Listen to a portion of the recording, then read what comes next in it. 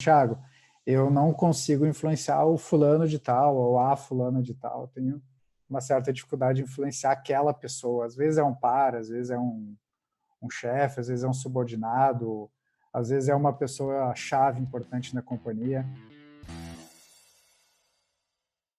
Pessoal, boa noite. Tudo bem? Muito bem-vindos. Vamos para mais uma live. Basicamente, o motivo da gente estar fazendo essa live sobre esse tema hoje, de influência, esse assunto veio nas redes sociais, aí, mais especificamente no LinkedIn, há umas 2, 3 semanas atrás, quando eu fiz uma pergunta lá sobre quais eram os tipos de assuntos que as pessoas queriam escutar ou aprender um pouquinho mais. Então, vieram os assuntos ligados à cultura, que a gente fez uma live há 2 semanas atrás, e o de influência, né?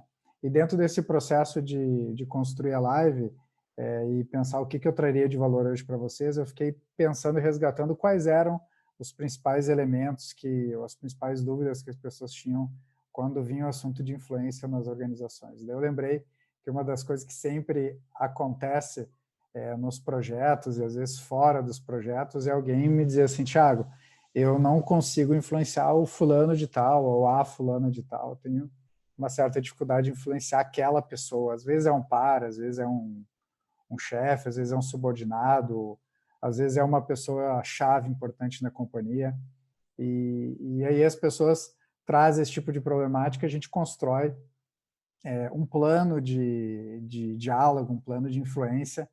E a ideia nessa live a gente construir esse plano com vocês, a gente ir trabalhando os elementos que eu trabalho com essas pessoas durante o processo de consultoria. Claro que lá no mundo da consultoria eles falam o nome da pessoa, eles fazem um diálogo comigo, então hoje eu vou trazer os principais pontos que já foram tratados, aquilo que é mais comum, e de tal forma que vocês vão construindo aí uma estratégia de diálogo com alguma pessoa que vocês queiram influenciar. Eu vou compartilhar a tela aqui com vocês para a gente fazer uma apresentação um pouquinho diferente hoje. Então, eu vou estar trazendo alguns conteúdos e, eventualmente, eu vou sair do modo PowerPoint e volto para o modo, então, tela cheia.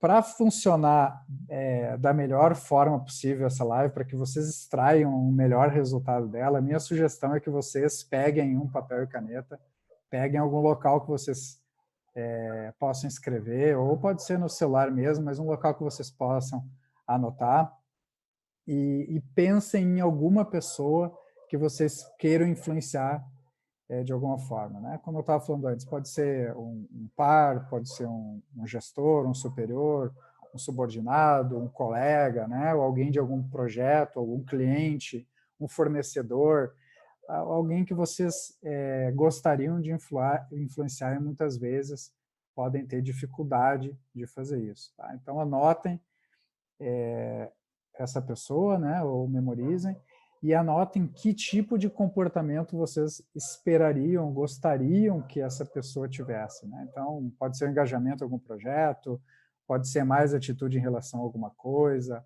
pode ter, às vezes, dizer o sim para alguma coisa, né? Estar mais comprometido com algum processo de vocês, enfim, o que vocês acharem que é importante e aquilo que vocês querem influenciar. Eu lembro que dentro desse processo de influência, né, antes da gente descobrir, antes de eu conhecer esse tipo de técnica, eu tinha um gestor durante muito tempo, eu tinha muita dificuldade de convencer ele de qualquer projeto, né, de influenciar ele sobre qualquer projeto. E eu me vejo hoje, muitos clientes nessa mesma condição. Então vamos lá, anotem então, pensem no nome de uma pessoa e pensem num comportamento que vocês desejam que ela tivesse, tá bom? Sobre o que a gente vai falar hoje? Então, nós vamos falar sobre 3 coisas. A primeira é a gente compreender junto, e vocês compreenderem comigo, por que influenciar pode ser difícil. Quais são as principais dificuldades? E aqui eu trouxe o ranking das principais coisas, dos principais elementos que as pessoas nos trazem, ou que a gente identifica nesse processo de influência. Então, primeiro a gente vai discutir por que é difícil influenciar, por que pode ser difícil influenciar. Depois nós vamos falar sobre as características do influenciador, né?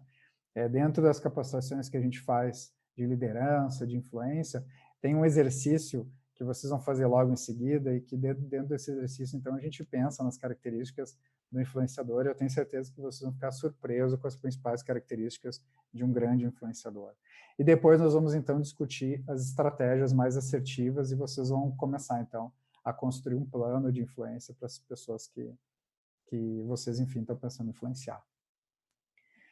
Então, vamos lá. Quais são os erros clássicos, então? O primeiro erro mais clássico de todos é acreditar que o problema está no outro, né? Ou seja, a razão pela qual eu não influencio, ela está na outra pessoa. Então, às vezes a gente tem alguma antipatia ou a gente não compreende a forma da outra pessoa pensar e isso faz com que a gente crie naturalmente uma barreira de diálogo, uma barreira de comunicação, uma barreira de influência. Então, quando eu acredito que a dificuldade de um processo de influência, a dificuldade de um engajamento para algo está no outro, eu crio um bloqueio de realmente acreditar que eu posso ter estratégias de influência dessas pessoas. Então, o primeiro passo é a gente acreditar que todas as pessoas podem ser parceiros. O segundo grande erro é a gente confundir, talvez aqui more a maior confusão que se faz sobre o tema, é confundir persuasão, né, que tem a ver com a forma como a gente fala, né, as expressões e como a gente persuade as pessoas, né, o convencimento, que tem a ver com um pouco de persuasão, mas adicionada aí de elementos de lógica, né, e de convencimento racional. E outra coisa é a influência, que é uma questão mais de médio prazo, mais de fazer com que a outra pessoa, de fato, adote um novo comportamento naturalmente a partir dos próprios desejos dela. Então, enquanto a persuasão e convencimento tem mais a ver com a forma de diálogo, com a eloquência, a influência tem mais a ver com uma relação de longo prazo, uma relação de construção de um novo comportamento natural da pessoa a partir da relação, né?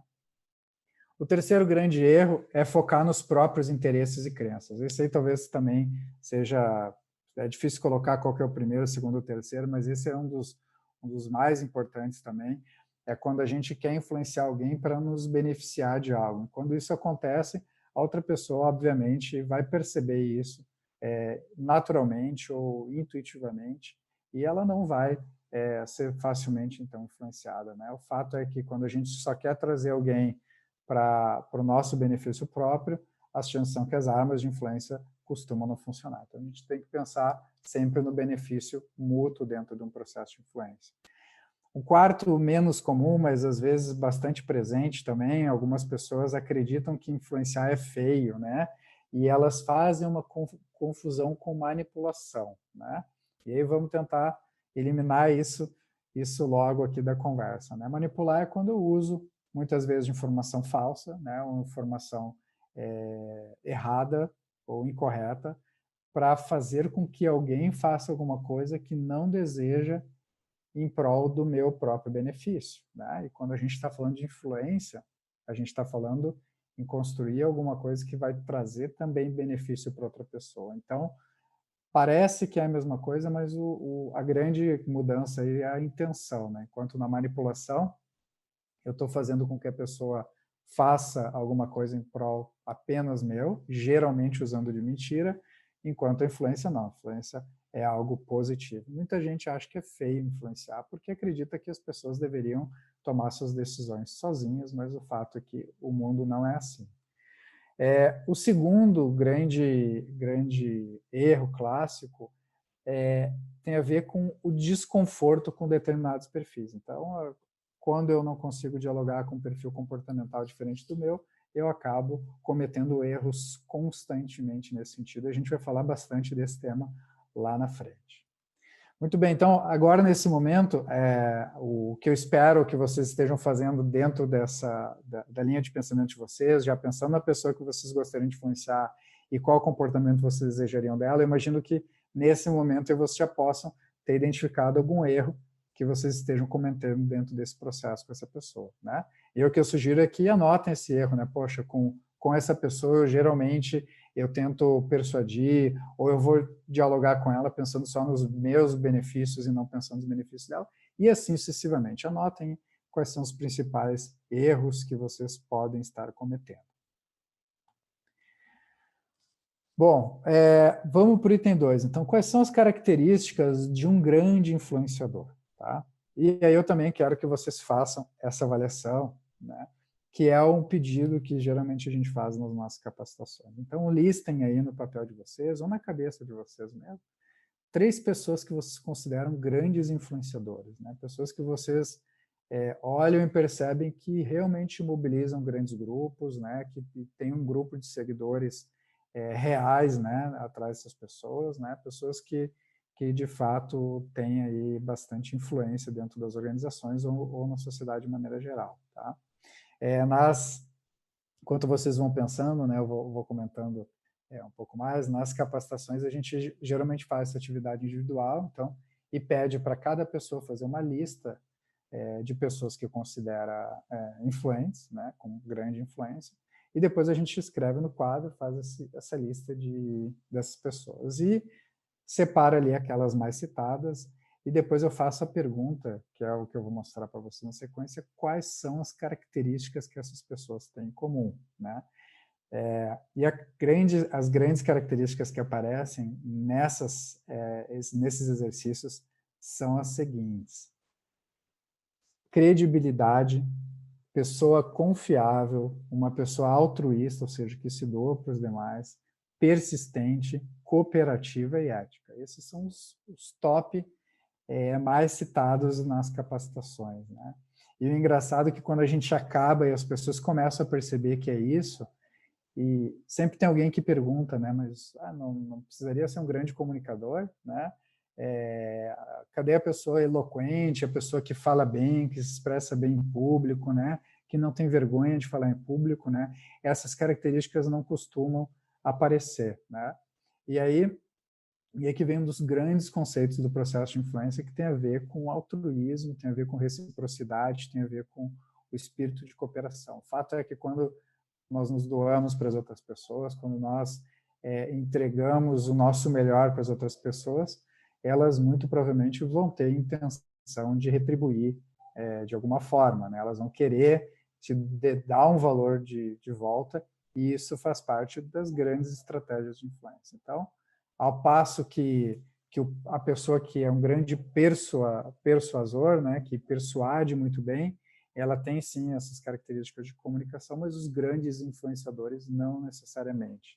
Não quer dizer que uma pessoa que se comunique bem não pode ser influente, não, mas o fato é que a grande maioria dos influenciadores tem essas características que estão no slide como sua característica principal, né? Por quê? Uma pessoa que não é confiável, uma pessoa que não é persistente, cooperativa, ética, a gente até segue durante um período de tempo até descobrir que ela não é confiável e a gente para, então, de seguir essa pessoa. Então, essa é a grande característica dos influenciadores. Aí, pensando no exercício de vocês, né, a expectativa também é que vocês comecem a notar, bom, para essa pessoa eu estou realmente sendo altruísta, eu estou cumprindo com os compromissos que eu assumo com ela, aquelas questões que ela espera que eu faça, eu estou entregando, né? E se eu não estou, talvez eu deveria pensar em ressignificar essa minha relação com essa pessoa. Muito bem, vamos falar das estratégias, então, de influência, tá? Estratégia número 1 é potencializar a capacidade de comunicação de acordo com o perfil comportamental. O fato é que as pessoas com que a gente influencia possuem perfis comportamentais bastante diferentes, né? E existem maneiras de se comunicar, maneiras mais efetivas e maneiras mais assertivas de construir uma comunicação com os diferentes perfis, tá? Eu quero que vocês comecem a pensar nessa pessoa que vocês escolheram e tentar encontrar ou diagnosticar ou avaliar sem de uma maneira criar rótulos, né? Mas para criar posicionar de alguma característica essa pessoa, de tal forma que vocês consigam criar melhores estratégias, tá?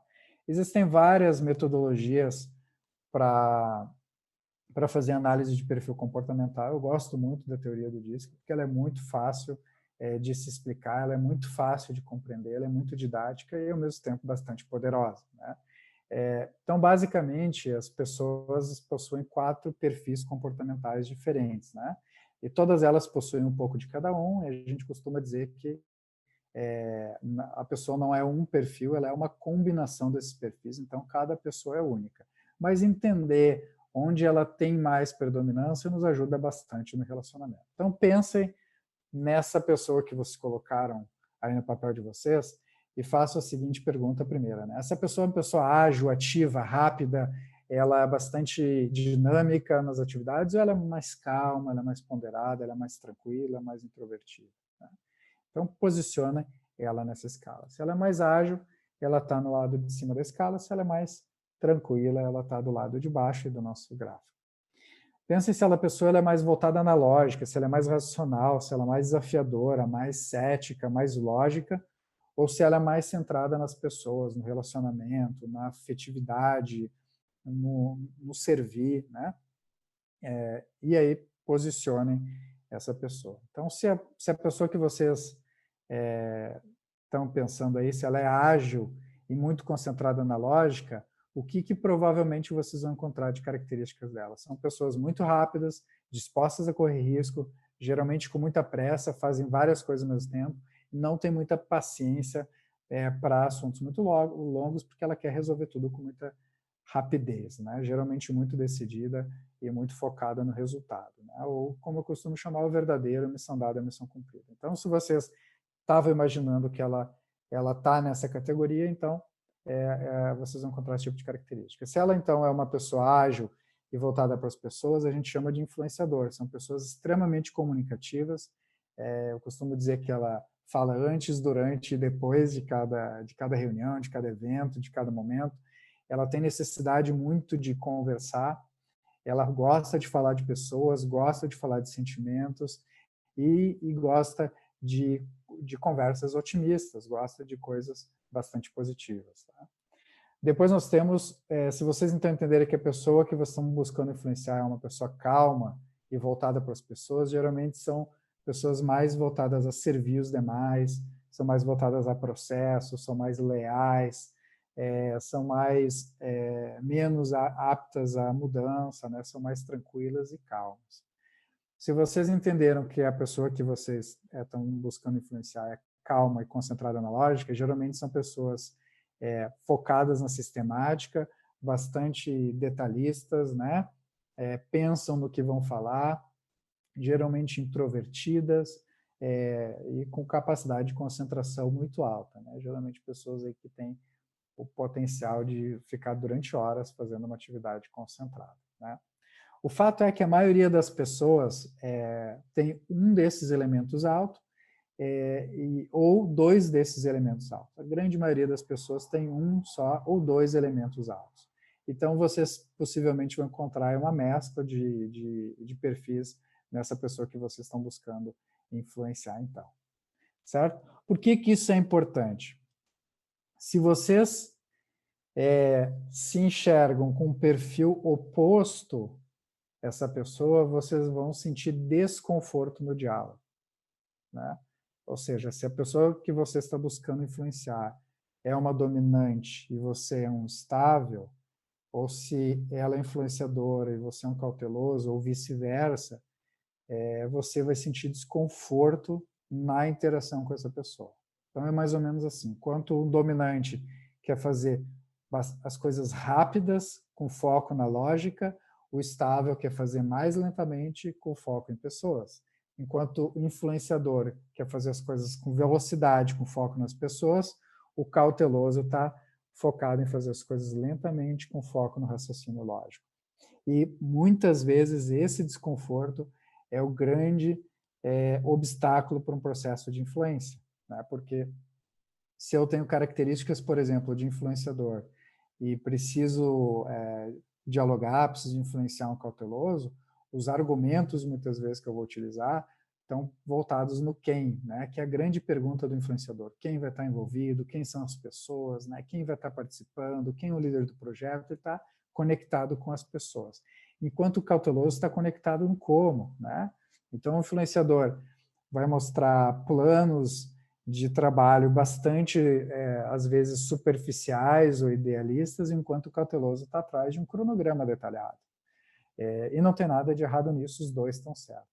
O fato é que vocês, se vocês identificaram que a pessoa que vocês estão buscando influenciar tem o perfil oposto ao de vocês, em que o nível de desconforto é altíssimo, vocês deveriam pensar em como se adaptar ou como conseguir se comunicar melhor com esse perfil, tá? Se isso acontece lá, anota na folha de vocês que isso faz parte de todo o processo de construção de planejamento de influência, né? Se vocês estão com o mesmo perfil, né? Então, se vocês são dominantes e essa pessoa que vocês estão buscando influenciar também é uma dominante, se você é influente, a pessoa também é uma influente, assim sucessivamente, quanto mais próximo do perfil de vocês, mais confortável vocês vão ter na construção do diálogo. Bom, o que nós fizemos, então, para potencializar a comunicação com cada perfil, né? Então, para o dominante, né? Especialmente se você não é dominante. E se você, principalmente, é estável, ou é cauteloso, ou é influenciador. Se você quer, então, influenciar o dominante, você precisaria pensar em mostrar como ele vai vencer, né? Como que depois de todo esse comportamento que você deseja, quais são os ganhos que ele vai ter. Ele está sempre atrás de vitórias, ele está sempre buscando vencer. Então, se você conseguir mostrar para ele onde é que estão as vitórias, onde ele vai vencer, muito provavelmente ele vai ficar mais suscetível a participar do projeto ou participar daquilo que vocês estão buscando.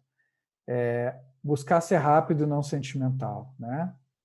Elementos muito sentimentais com os dominantes ou que levem discussões muito longas, ele não tem paciência para isso. Lembra que ele quer tomar decisões rápidas, ele é ágil e gosta de correr riscos, né? Ele tem aptidão a correr risco. Então, seja mais rápido nas conversas e não seja muito sentimental com ele. Forneça dados concisos. Então, quanto mais conciso o dado, quanto mais resumido, quanto mais focado for, melhor.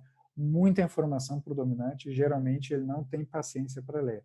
Então, rápido, conciso, decisivo e mostre para ele como ele está ganhando de tudo isso.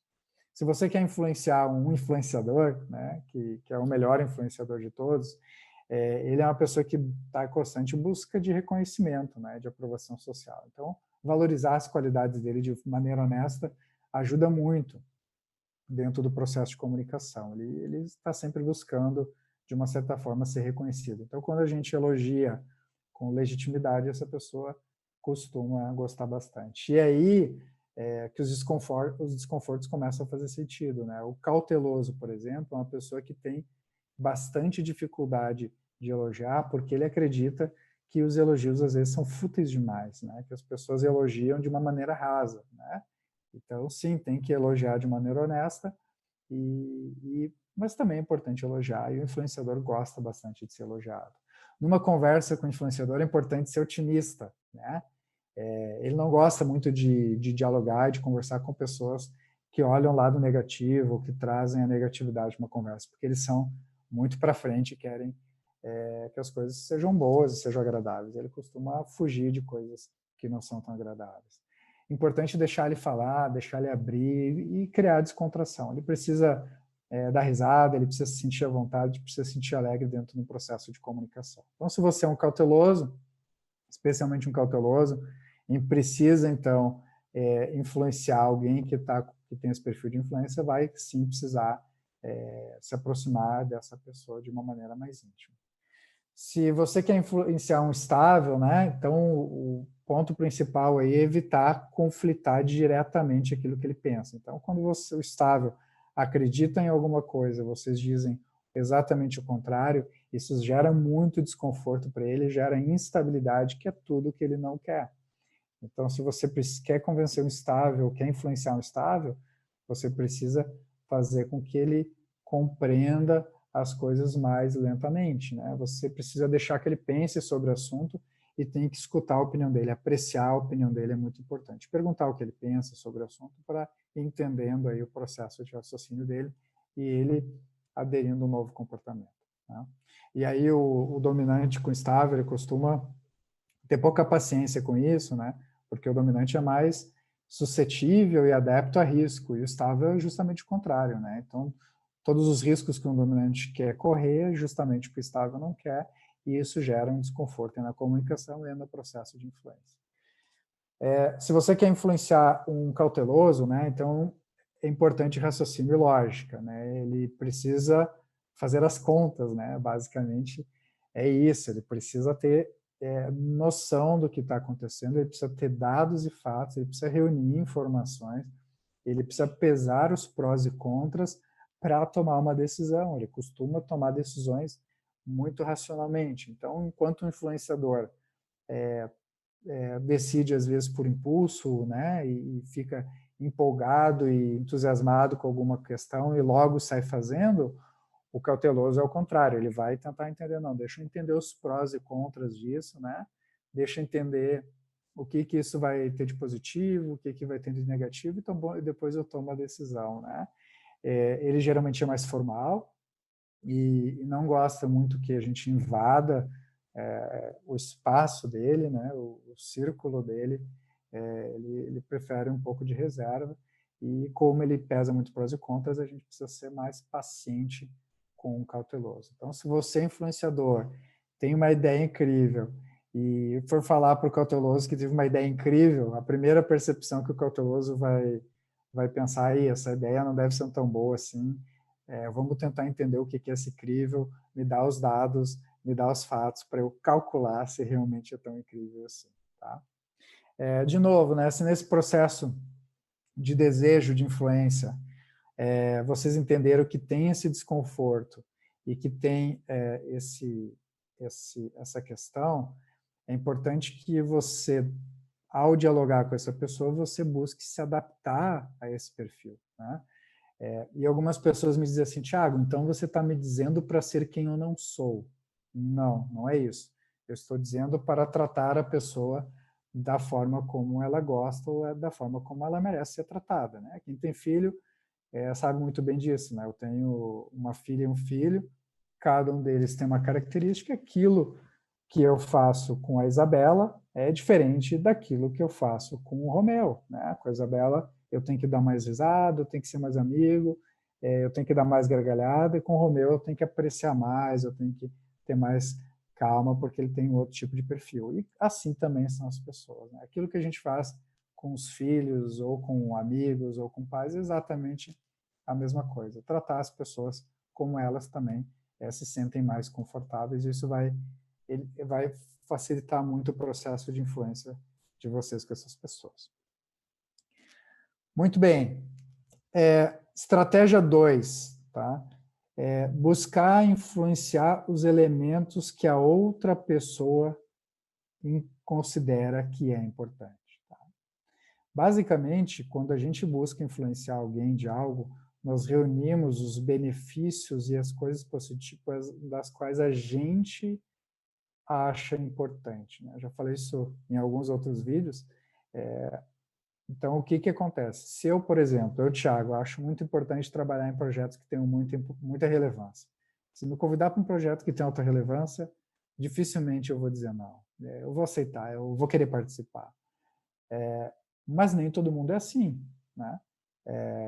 Eu já vi empresas, por exemplo, que usavam como influência a visibilidade, né? E a maioria das pessoas acha a visibilidade interessante, mas muita gente não gosta de visibilidade, muita gente prefere ficar no seu cantinho, prefere não chamar atenção, e eu vou lá, crio, por exemplo, uma premiação que vai fazer com que as pessoas que ganhem apresentem seu trabalho para o presidente da empresa, para os diretores, e às vezes tudo que a pessoa não quer fazer isso, ela só queria ganhar os parabéns ou participar de uma confraternização, ela busca outros elementos. Então, o fato é que a gente costuma influenciar os outros pelos nossos valores e a gente deveria, então, entender o que essas pessoas apreciam, que essas pessoas valorizam, e a partir disso usar essas moedas que a gente chama de influência para influenciá-las.